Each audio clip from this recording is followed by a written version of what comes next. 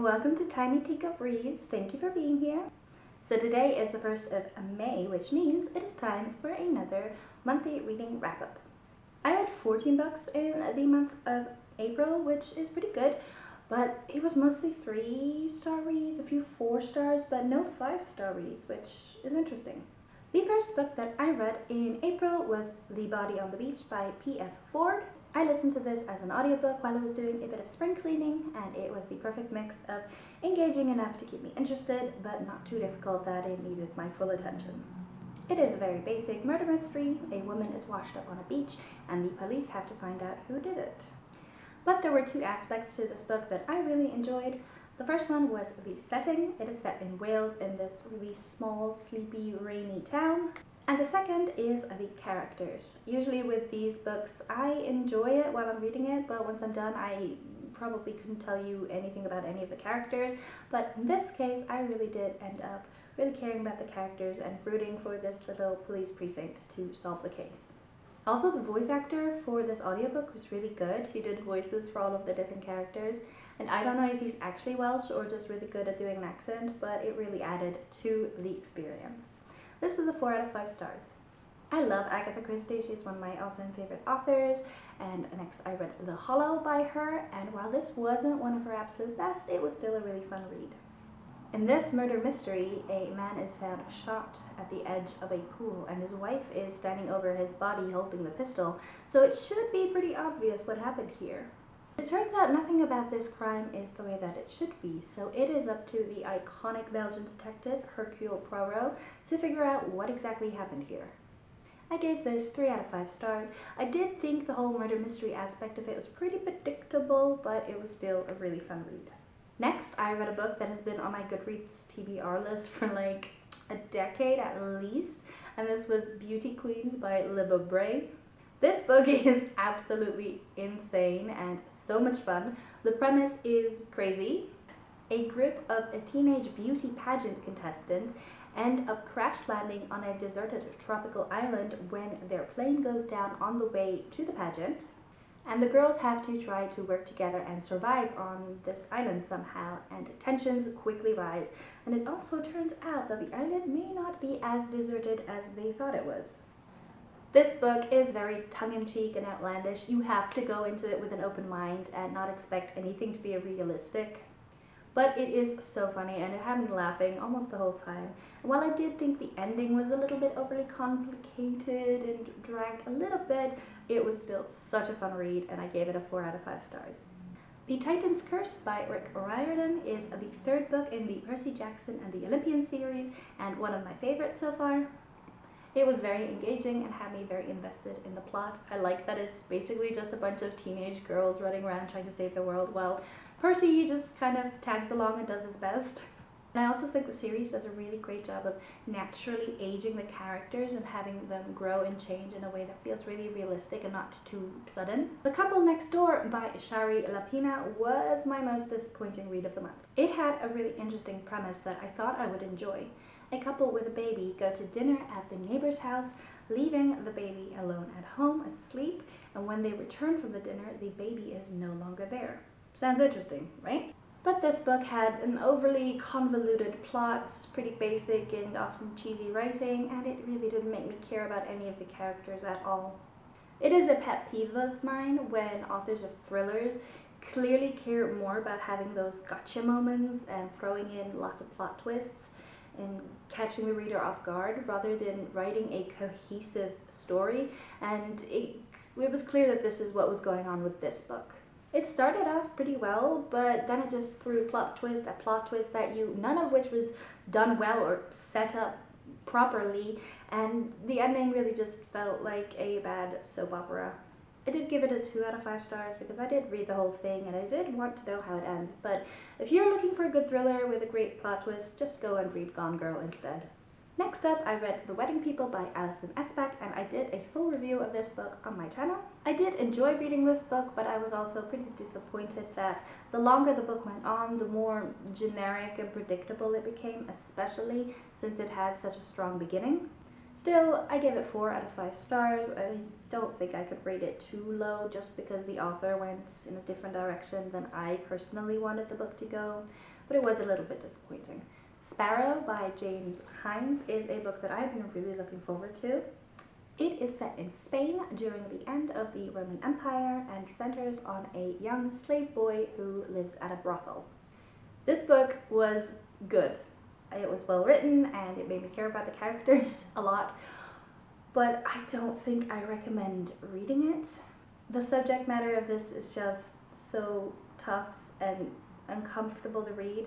And it is one of those books where the first half really sets you up to care so much about these characters, even though you know you shouldn't, because you know that there is no way that this is going to end well for them, but you still do. There were multiple parts of this book where I had to put the book down and walk away just because of what is happening, especially since it is involving a pretty young child and it gets fairly graphic at points. The historical aspect of this book was so good though. It felt so real, like I was actually walking these streets with the main character. That was so well done. So I'm going to do some research and see if this author has any books that don't rip your heart out, and hope that he has something that's a bit more happy. And I gave this one 4 out of 5 stars. Skin by Ulke Tamke was another historical fiction set during about the same time period, but this time in southern England. It is about a teenage girl who was adopted into her tribe as an infant, and because of that, she has never really felt like she is fully part of this community. It was pretty good. The world building was pretty confusing at times. It begins pretty realistically and then just keeps adding more and more of these sort of magical realism elements to it, which kind of became slightly incoherent at times. I didn't know if something was actually happening or if I was supposed to believe that it was happening in the character's head. So it was confusing. It is also a part of a series, or I think a duology, but either way, it had one of those endings that wasn't really an ending. It was basically just a setup for the next book, which I don't really like, and I don't think this book had me invested enough to keep reading this series, but it was still a fun read, so 3 out of 5 stars. Stone Blind by Natalie Hines is one that I picked up a while ago and got halfway through and never really finished. So I picked it up again and I finally finished it this time. This is a Medusa retelling. I think it's really interesting to see an author pick a myth and retell it. I think it tells you so much about the author to see which ones they chose and how they chose to reinterpret it. Also, I have kind of conflicted feelings about the concept of taking an old myth and fixing it. Like, in this case, it was pretty clear that the author read the original story of Medusa and was probably upset by the fact that Medusa is punished for something that we now would hopefully consider to be something that was not her fault to begin with, and sort of try to retell that in a way that gives Medusa a voice. And I don't know how I feel about that. I think the point of myths and those really old stories is that they tell you so much about the world that they were written in and about the context that they came from. So I think when you sort of try to fix those stories and add your own modern day sensibilities and your own morality and ethics to it, you change it so much that I think maybe it would be better just to write your own story inspired by those myths. But I don't know. I don't know how I feel about that exactly. I'd be really curious to see what you think. So please leave your thoughts in the comments. I am really interested. But yeah, I mostly enjoyed this book, even though it took me a while to get into it, and I feel like there might have been a few too many perspectives in it, which is something the author likes to do. I read 1,000 Ships by her, which also really liked, but also felt like there were so many different characters that it kind of felt difficult to connect to anyone too much. But still an interesting read, 3.5 stars for this one. I've been trying to read more nonfiction and more memoirs, so I picked up Mom and Me and Mom by Maya Angelou. This is all about the relationship between her and her mother as she was growing up and into adulthood. This was a really frustrating read for me, and it turns out that was my fault. I picked it up thinking it was like a sequel to I Know Why the Caged Bird Sings, which I also haven't read before, but it turns out that's not the case. She actually wrote like 6 or 7 memoirs, and this is the very last one in those. So you really need to read these in order, because when I was reading this one, I was just frustrated the whole time that the author kept skipping over anything that wasn't just about her and her mother and their relationship. There were so many interesting things that I wanted to know more about, like what was it like becoming a teenage mother or starting your writing career, and it would just gloss over that to go back to how her mother felt about those things, and I would just be like, I don't care how her mother feels, I want to know how you feel. But of course it makes sense in hindsight because she most likely already wrote about those things in her other memoirs. So yeah, frustrating, but my fault, and I'm definitely going to go back and read all of her memoirs in order because she lived such a fascinating life and I'm really interested to learn more.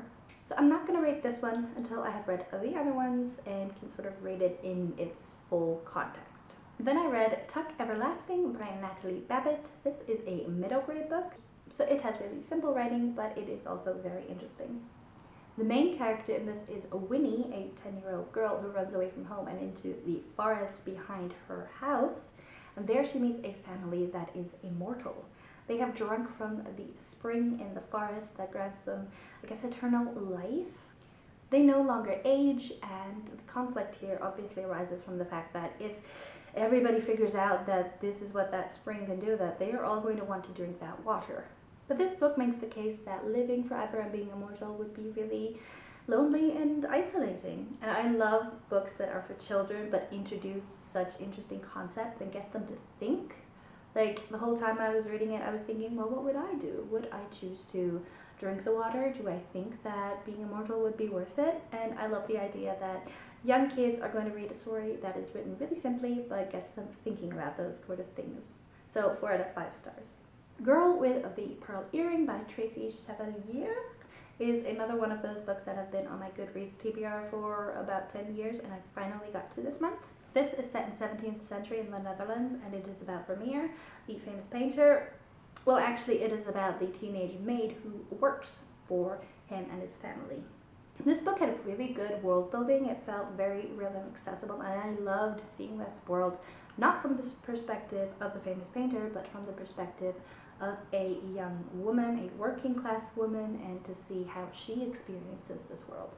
I am not a fan, however, of the trope of the genius artist who kind of neglects his children and his family and his responsibilities, but it's not his fault because he's such a genius and he just doesn't have the time or the headspace to care about providing for his children. And this book had a bit of that, which was kind of annoying. The main character, the teenage girl, becomes kind of obsessed with Vermeer and his paintings and his studio especially, so I thought it was setting it up that she would kind of become interested in painting herself. But no, it is just the overdone trope of the young woman who inexplicably falls for a middle-aged guy who is a genius artist because he's just so amazing and his wife just doesn't understand him the way that this random young woman does. But it was a quick read though, and I did like being in the world, even though it was annoying that it didn't end up how I wanted it to, so I give it a 3 out of 5 stars.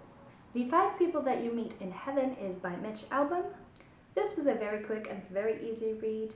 In it, an elderly man dies in a freak accident at the fairground that he works at, and in the afterlife he meets 5 people from his life who come and sort of lead him through really important memories of his life. But I do feel that this book thinks it's a little bit deeper than it actually is. You know that joke of men will do psychedelics and discover empathy for the first time? I feel like this one is men die and discover empathy for the first time. Most of the interactions he has with these spirits just kind of go along the lines of, oh wait, when I was a soldier overseas, it wasn't just me and my fellow Americans that were getting hurt, it was also the locals. Wow, I never just thought about that. Or, wow, yeah, my father was abusive to me because of things that happened in his own past that I never knew about, and I didn't consider that. And it's like, yeah, that's how life works. Everybody around you has these internal lives that are just as interesting as yours, and things we do to each other affect each other. It's like, why does it take you dying for you to think about that for the very first time in your life?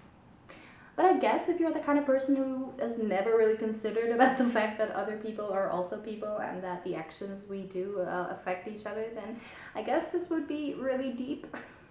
But it was really well written, and I did end up liking the characters, so I gave it a 4 out of 5 stars. The last book that I read in April was Into the Forest by Jean Hegland.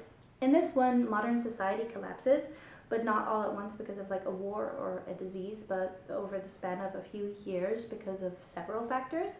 and two teenage sisters are orphaned and left to fend for themselves in the very isolated childhood home of theirs at the edge of a large forest.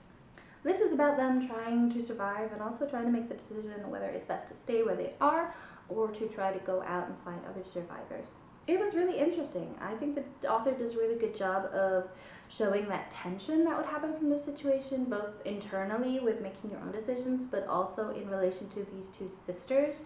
They know that they have to stick together if they want to survive, but they often have different ideas of what would be the right thing to do.